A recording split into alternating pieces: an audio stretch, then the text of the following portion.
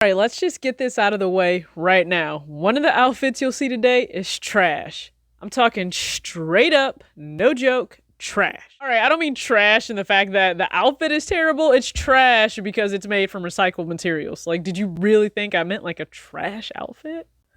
Part of the fun of sneakers today, or at least where you should try to find fun in 2021 with buying sneakers, is picking up something that you may normally not pick up. Now, if you're familiar with Move to Zero, it's part of Nike's sustainability journey. They're truly trying to curb their carbon footprint. And how, you may ask? Well, they're doing this by transforming trash into shoes. So, for a lot of shoes, especially if we're looking at men's and women's sizing, it will actually feature 25% recycled material by weight for the shoe. Now, since this is a GS pair, it's 20% recycled content by weight.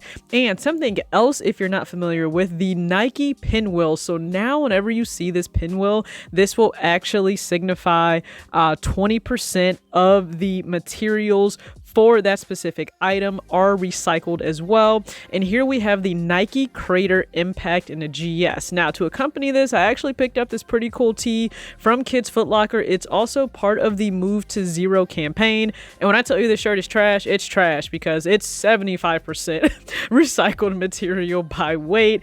But I just thought it was a nice accent piece to the kicks themselves. So I picked these both up at Kids Foot Locker this past weekend. Now, with this shoe dropping in hand, as you can see, at least 20% recycled content. If you have a men's or a women's pair, I believe that goes up to 25% if I'm not mistaken. And there will be some differences for the men's, women's, and then GS pair. But here we have a GS pair.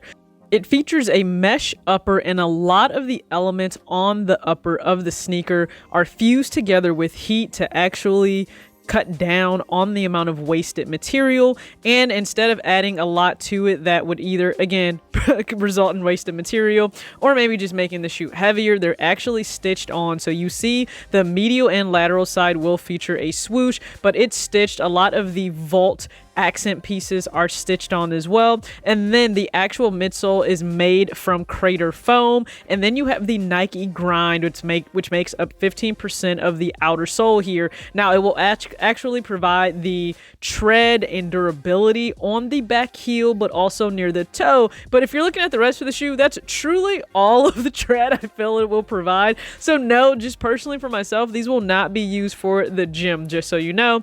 And then the back will also feature a debossed Nike swoosh on the heel, and then you can see the actual black pull tab there to easily get the shoe on and off. And the inner sole is a lime or vault green as we know it, and then the pinwheel design with thinner laces and a circular Nike design on the tongue itself, plus infrared accents that really help the sneaker pop up top of that light bone colorway. If we're talking fit, okay, this is a very firm fit. It is comfortable, but it's firm. It's not going to fit like a Presto or a React Presto, so please just keep that in mind. It is a firm, comfortable fit. Now, this shoe fits wider than most Nike, so go true to size or even go down half a size. If you're lazy like I was during part of this on foot and you don't lace the sneaker up quite a bit, it can appear larger than what it really is on your foot. I went true to size with a 6. I tried on a 6.5 and I just felt that was far too big, so go true to size or go down half a size. I chose to unlace the laces through that top infrared part. I just didn't like the way it looked, and it also blocked the Nike design on the tongue itself, so I just thought, why not take out that top loop so they could actually show a little bit more. But in terms of comfort, again, still a comfortable shoe. I think this is something that's great for everyday wear. One thing you will notice between the men's, women's, and kids pair, it has less speckling on the Crater foam on the GS pair you see here. So if that's something that you're interested in, ladies, if you can fit into a GS, you may decide to go with that. I'm okay with the GS here because there weren't extra bells and whistles or tech necessarily that I would miss out on by picking up a GS pair.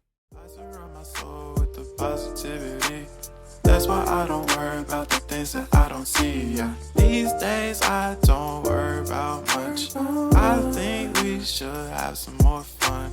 I still dream about the days when we were young. I'll take a hit and still finish in one. What's going on, everybody? It's your girl TJ back with another video, Talks with TJ, aka TJ Two Shoes Change. Thank you guys again so much for tuning in to another video. If you're brand new here and you like what you see, hit the subscribe button. I truly appreciate it, or at least hit the like button. And if you're a new subscriber, thank you. I appreciate when you guys let me know in the comments, like, hey, I'm a new subscriber, like what you're doing. Listen, I thank you for that. Thank you for engaging.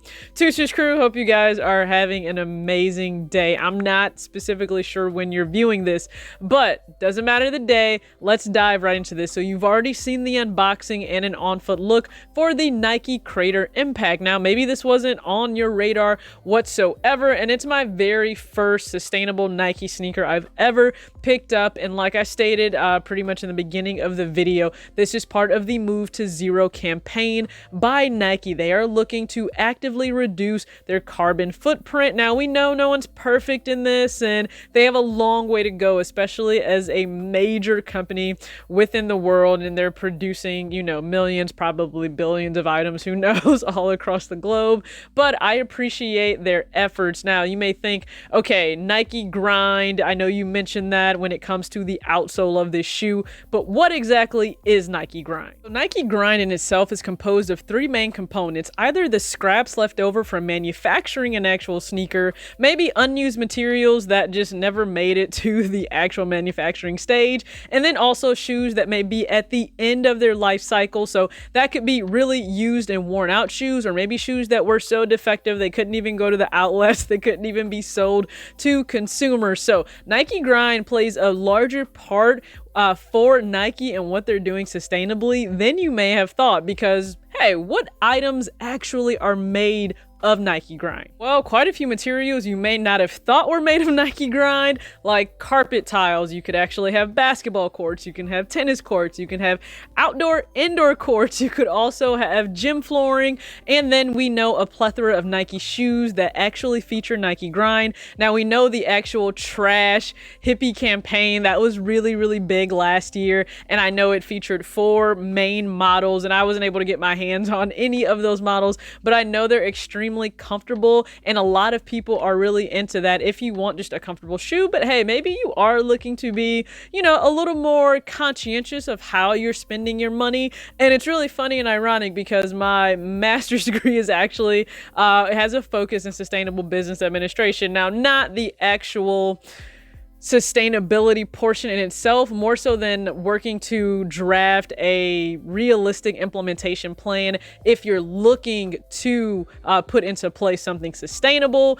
And my focus, however, for my dissertation was on removing trays from the cafeteria, actually in a university setting. That's not something brand new, it's been done before, so I was actually able to use previous studies to showcase, like, to my own school, hey, by the way, if you remove these, we would actually save tens of thousands, actually hundreds of thousands of gallons of water and wasted food that would also positively impact the health and fitness of the students there, because the larger surface area will actually cause you to eat more food but also waste more food. And did they ever implement that? No, they didn't. I mean, I got my A for my dissertation. They never implemented that, but the focus was really just on understanding you have to have a realistic implementation plan and process for you to move towards something sustainable. People don't just buy in off a whim. Like, it actually takes them wanting to be part of it, and I think Nike is doing that by having more items, whether it's clothing, sneakers, or whatever you may think is part of like the athletic world,